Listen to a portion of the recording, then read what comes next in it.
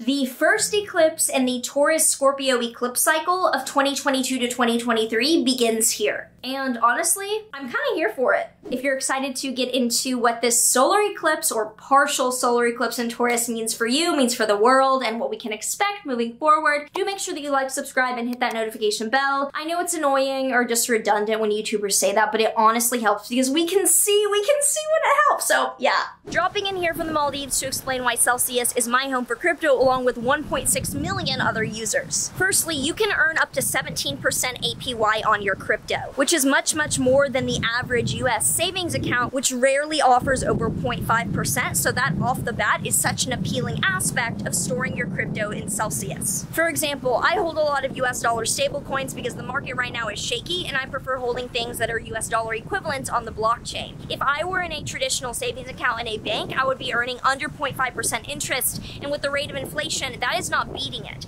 The rate of inflation is reported 7.whatever%. We all know that's a lie because the CPI is only particularly reporting certain things. They're picking and choosing what to report on. But even with that 7% reported rate, your 0.5% or under in your normal bank account is not going to beat the rate of inflation, therefore you're losing money. Versus if you hold your money in something like Celsius where you're earning a yield, that yield of 17% APY is going to beat the rate of inflation. I also love that you can buy crypto not only with your bank account but a credit card. It is annoying to have to connect a bank account often to exchanges or other ways to buy crypto. Versus with Celsius, I can use my credit card and I can get credit card points. And if you know me, I am like way too obsessed with getting credit card and hotel points, and it's kind of a game, so I prefer to pay with my credit card. You can also swap crypto with zero fees, which those of us who are often swapping, transacting, love, because the ETH gas fees and even other blockchains now are insane and discourages me from using those blockchains. Versus Celsius, I know there's going to be zero fees. And if you yourself, like me, are possibly considering a loan to make larger purchases, you can get a crypto-backed loan at 1% APR. Feel free to use my affiliate link in the description, and know that if you yourself refer a friend, you will each get $50 of Bitcoin. I'm openly very picky about what I talk about, what sponsors I work with, and what crypto companies I feel comfortable speaking about, and I can wholeheartedly say that I trust Celsius. I keep a large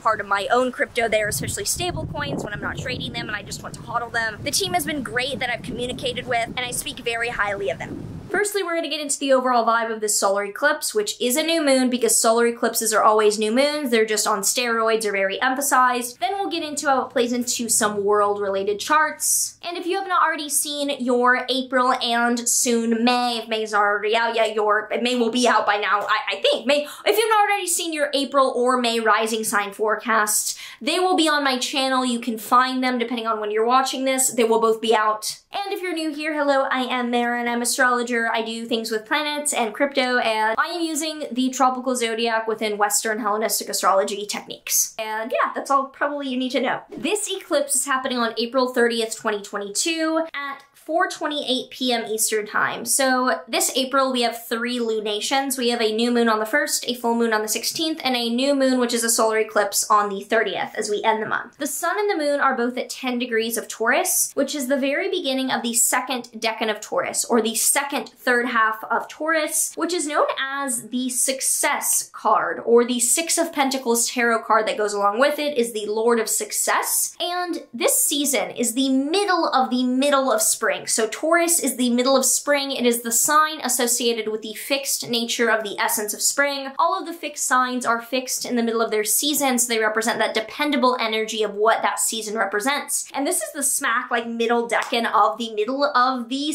spring. So success, fertility, you know, this decan has rulership by the moon. Taurus is ruled by Venus, but this decan has a little bit of co-rulership by the moon, which is exalted in Taurus. Planets that are exalted in a sign are royally lifted up. They're doing very well there. They're very highlighted and supported by the sign significations. So the moon wants to fluctuate, wants to feel, wants to experience a wide variety of things in cycles, and Taurus is grounded. It is fixed earth. It is the most stable landing ground for the moon to explore cycles within. So this decan represents moral, it represents material, grounded success, where we're balancing work, we're balancing that with fun and spending our time well, because we're rewarding ourselves in a way that keeps us motivated to keep building and keep growing. It's sustainable, and we have that balance that is not 50-50 figure out, because balance is different to all of us. I am not a 50-50 work play person. I am a 90% work, 10% rest in a way that is, you know, active and helping me work in the long run. So this new beginning represents sustainable work. We are not starting something unsustainable, out of the ordinary.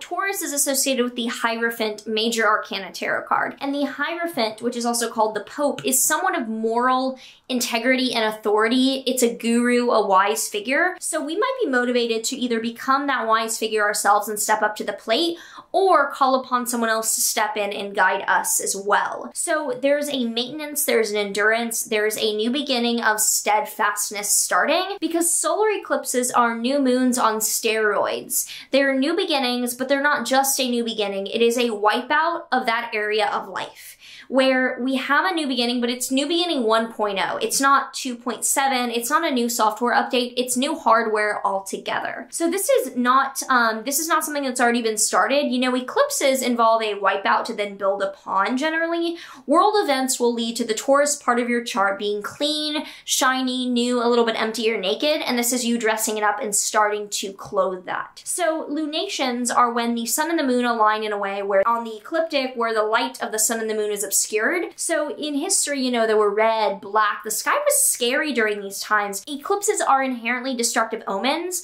but lunar eclipses are a breakdown energy, where solar eclipses are a build-up energy, especially on the north node. Now, I have a full video series on the nodes of the moon and what the ecliptic eclipse points represent. North node represents volume up, south node represents volume down. So having a new moon, which is a solar eclipse, a big new beginning, on the north node, which represents future orientation and ambition and obsession and insatiable drive towards conquering the future, basically, and like making it your bitch. I see this as a stable rise to power. Like, we see the goal, we see what we want, and we're like, okay, to become world leader of the multiverse, I'm gonna need this many steps, I'm gonna need to do this many people, let me get to climbing that ladder. It is a total overhaul and then plan to rebuild the Taurus house in our chart. Given it's very close to conjoining Uranus, a planet of rebellion, instability, and fluctuating into new genius energy, the initial catalyst or the initial thought could be highly unstable because it's very against the norm, it's very against what we might have been brought up to think or feel comfortable with. So it's ripping us out of our comfort zone, but making a sustainable plan to keep that going. And with Saturn closely at the bending of the nodes, which is a very tense point between the north node and the south node, Saturn is right there within a few degrees of that 90-degree bending point. The missing piece to keep in mind for balance, for one, will be related to the Aquarius house in your chart, but Saturn represents mindfulness, groundedness, and more conservative action. So being more mindful, conservative, and careful about the way that we sustain our energy in the Aquarius part of our chart will help us find a middle ground between the obsession and leading into the Taurus house and the letting go of the Scorpio house. So for example, in my chart, this is happening in my 5th house of dating and creativity. I think it'll do more with creativity because knowing me in my chart, dating is not really something that's like happening, but creativity is. That's what everything I do is creative in a way of like content and working for myself. And the south node in my 11th house right now is I just don't have time to go out and about. Like I'm working with my team, I see people daily, but networking and socializing is just not as important right now. And the Saturn in my 2nd house of making sure that I'm not overspending, resources, outsourcing too much, making sure that I keep a more conservative financial decision-making process is important. Now the Venus-Neptune conjunction in Pisces is basically exact. It's very close to exact. Venus and Jupiter are the 2 life-giving planets, and it's also conjunct Neptune within 3 degrees in Pisces. Mars is also in Pisces, and that is dreamy as fuck. Like, that's all I'm gonna say, is that Venus, which is exalted in Pisces, Jupiter, which is at home in Pisces, both there together being like, this is just so euphoric and dreamy, and it's sextile the new moon. So we feel the goals. Like, it's like the manifestation process where you're feeling the feeling of achieving that goal. You're not trying to reach for that goal. You're embodying the feeling. That is literally what's happening here, where there's this Uranian moment of inspiration of feeling what it could be like to have that goal, knowing that you have it within yourself, and then aligning your actions with that ending feeling. I feel like I'm straight out of like a Abraham Hicks channel right now. I'm not. We're just gonna keep going. Mercury is also newly in home in Gemini. So what's actually pretty great about this solar eclipse is that Saturn is in its home sign of Aquarius. Venus is exalted in Pisces. Jupiter is in its home sign of Pisces. The moon is exalted in Taurus, and Mercury is in its own sign of Gemini. So there's so many planets happy, so many planets that are dignified. And yes, Saturn is squaring the solar eclipse by sign. There's a little bit of self-doubt, there's worry, there's a little bit of conservativeness holding us back. But overall, this is an incredible, incredible opportunity that is painful. There's growing pain. It's gonna wipe us out of our comfort zone completely. This is an incredible opportunity to tangibly ground into existence a promise to sustainably work hard towards what you can feel is a goal that you deserve and that you can totally embody. The foundations, the promises, the plans and habits start now, and the euphoria that we can envision later is also motivating us to keep going. In general, given that this is happening in Taurus, a fixed earth sign, I expect there to be a new beginning, a radical new beginning, frankly, in the world that is catalyzed by this event around finance, natural resources, overall trade, supply lines, currency in the world. So the eclipses tend to be events that then lead to dominoes like a chain falling. So look for a catalyst event here that will play out over the next 6 months in particular, and the next year and a half it'll really define it. But look around late April period for a financial or resource-based decision in the world that then catalyzes a lot more events in the next few months. If you already know what house Taurus is in your chart and where this huge foundational restructuring is taking place, do let me know down below. For me, it is in my 5th house of creativity, romance, and children. Children does not apply, dating likely does not apply either, but creativity, I could see me taking a new approach to content maybe in a really new, exciting way that completely changes how I see myself online.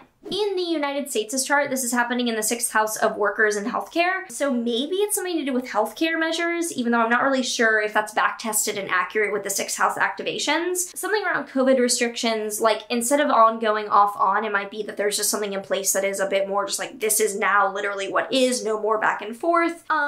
I do like that all the Pisces planets are trying the United States' Cancer stellium, but I'm not seeing anything too clear with the United States itself. However, I will say that with Biden, the eclipse is in his 6th house of illness and coworkers. It's the first eclipse in this cycle, so this eclipse will be kicking off a year-long, another year of this cycle basically, until middle of 2023. So this could be the first in a series of medical-related eclipses for Biden, but it's near his lot of fortune, which represents good fortune. So even though there could be a health scare or shakeup, it ends up being fortunate and like there's a close call, but it's not as serious as believed, and he's okay, because Mars is also trine his natal Mars, and Venus and Jupiter are trine his natal Jupiter, which rules his 1st house of self. So it looks like he's fine, even though it is particularly active in health-related parts of his chart. For Bitcoin and all financial assets, eclipses are usually like rough because we're going through a myriad of changes in the world that then catalyze shakiness in the market. There's a ton of volatility generally, but this eclipse is trine Bitcoin's sun, and solar eclipses being new moons are usually local tops. It honestly doesn't look terrible. You know, eclipses are usually rough for the market momentarily because of instability in the world, but being that this is at the bending of the nodes for Bitcoin's chart, like this eclipse is happening 90 degrees between the north and south nodes of Bitcoin's own chart, I think that this pivotal